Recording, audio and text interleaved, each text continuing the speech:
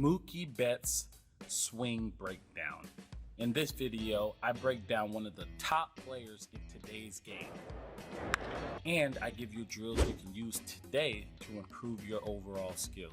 And if you watch until the end, you'll discover how Mookie Betts, a 5'9", 180-pound player, creates consistent, unmatched power. And if you apply what I'm going to share with you in your game today, you're going to increase your power, which means you will be ahead of the curve and stand out from the crowd, even if you're a small player like Mookie Betts. So if you guys do not know who I am and are new to the channel, my name is Jermaine Curtis, and I'm a former MLB player who is helping players like your son or yourself get to the next level. My goal for this year, 2020, is to get at least 2,000 subscribers. So if you want to improve, click the subscribe button and turn on bell notifications so you can be notified for future videos like this. Okay, so the first thing I want you to notice is the running start with his hands. The benefit of the running start is that it gets everything going for him and allows him to be early and/or on time. So if you feel stuck or your rhythm is off, try a running start with your hands. This move will give you a trigger so you can be early and/or on time. The drill I have for you is the walkthrough drill. Some call it the separation drill. Notice how my hands give me the running start. It's the first move that gets things going. You can also do this off a front toss to create some rhythm. This drill also allows me to slow things down and get myself in control of my actions. It's a great drill. The next thing I want you to see is his direction. Notice how after he gets a running start with his hands, he starts moving forward with his direction. Everything moves directly to the pitcher, and this allows him to create maximum efficiency with his body type. So the drill I have for you to create direction is the Ken Griffey Jr. drill. Do you remember how Griffey moved forward directly towards the pitcher when he was going to swing? Jr. swung on and drilled deep to left center field. Fly away! Jr. is sitting. Well hit ball.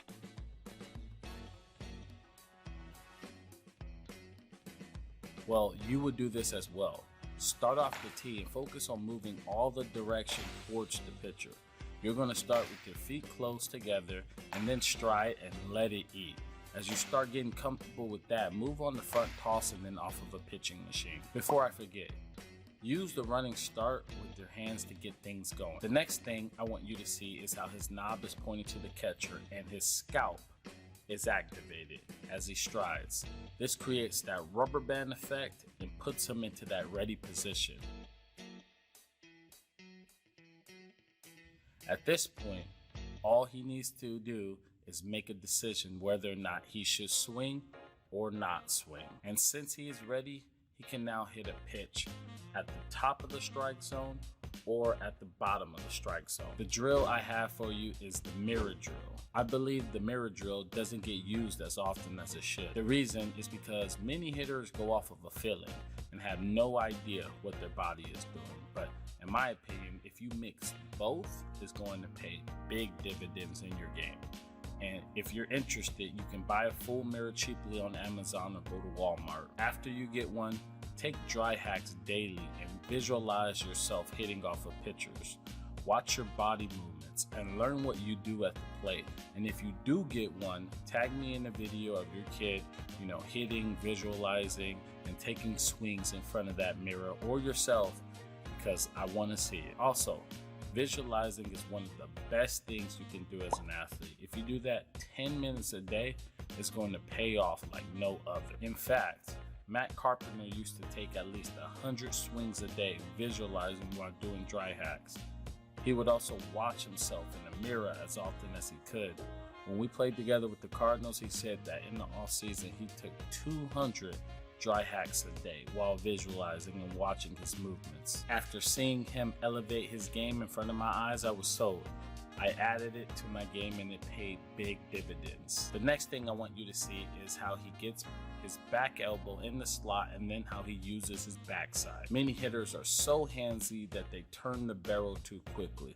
I was definitely one of those people early on. When Mookie gets into the slot, he creates that bat lag, which creates a lot of force in his swing, and then once the ball gets to the point where he can crush it, he uses his wrist to release all the mass/barrel of the bat into the baseball.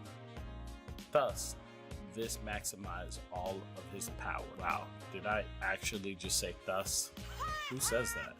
Come on now. Okay, so the drill I have for you to get in the slot that will create that bat lag is a drill I did with Craig Wallenbrock. If you guys don't know who Craig Wallenbrock is, he is a hitting coach in Southern California. He really enjoys his craft and wants to make players better, and he has made a lot of players better. Anyways, I don't know him very well and don't particularly agree with everything he says or does, but he is still a great resource for you to improve, and that's all what matters at the end of the day. Okay, so the drill I have for you is a simple drill. It's called the double play drill. So you know how a second baseman or a shortstop kind of throws its sidearm when turning a double play? Well, you're going to do something similar. So what you're going to do is get in your batting stance and put a ball in your top hand. Then you're going to load as if you were hitting and then throw it sidearm up the middle, left or right field, wherever you normally hit when you are practicing. I particularly aim for up the middle. What you want to do is focus on your elbow getting in the slot, meaning working inside your body and not around your body. When you do this drill correctly, you use your backside correctly, similar to Mookie Betts. I really like this simple drill because you could work on the ball outside, middle, and inside. Just make sure you are doing the mechanics correctly as far as loading, then getting into the slot and extension through. When you toss it, you want it to be like a rising line drive. This is a good drill for young hitters to find their bat path. The next thing I want you to see is how he extends through the ball. Mookie consistently finishes his swing, and that makes him get everything he can through the baseball. See, we don't want to just slap it. We want to power through it. The bat is a weapon, so we need to use it like it's a weapon. So powering through will give us that result. The drill I have for you is the power drill. What we are going to do is put a soccer ball, basketball out on the tee and power through it. Make sure those balls are kind of deflated. We don't want you to get hurt. You can also use weighted balls. Anyways, we're going to hit through it. Focus on extending through it. Also driving it opposite field, middle, and pull side. Get some work in. I would only take about 8 total in a session. Don't want you to get sore and hurt yourself. Again, make sure it's deflated when you hit it. Okay, so I thought I would add some bonuses that would get you to the next level. And I wanted to explain how Mookie creates consistent unmatched power for being a smaller guy. But before I share the bonuses, thank you for watching so far, and please hit the like button and subscribe to the Pros Cave family and turn on bell notifications if you found some value so far. We're trying to get to 2,000 subscribers, so if you click it, it's going to help a lot. Okay, so the first bonus I have for you is bat speed. He has elite level bat speed.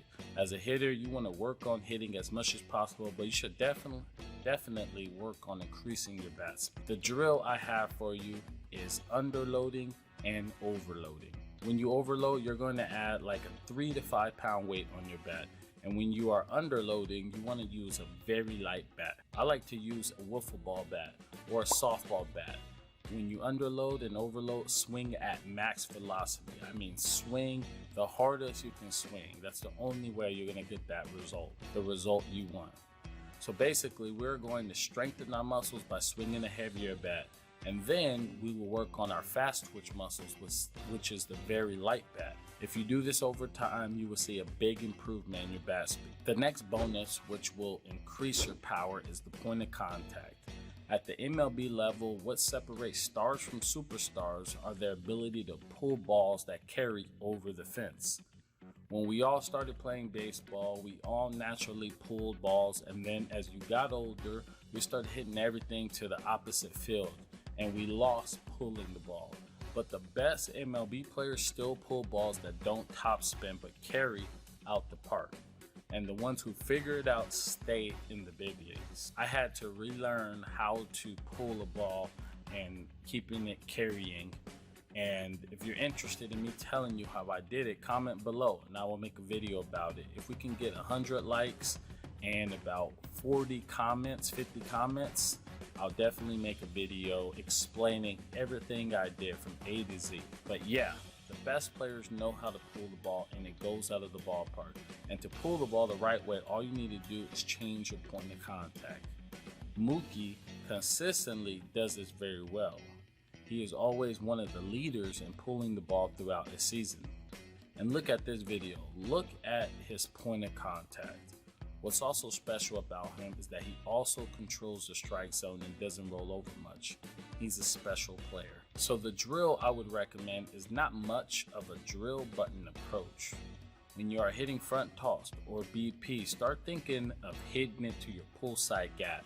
Meaning if you are a right-handed hitter, you want to focus on hitting the ball to left center. And if you are a left-handed hitter, focus on right center. Never focus on straight pull. If you get good at hitting balls in your pull side gap, and if you're click out front, that's a home run, which that's what Mookie does so well. What you want to look for when you hit it at your pull side gap is backspin.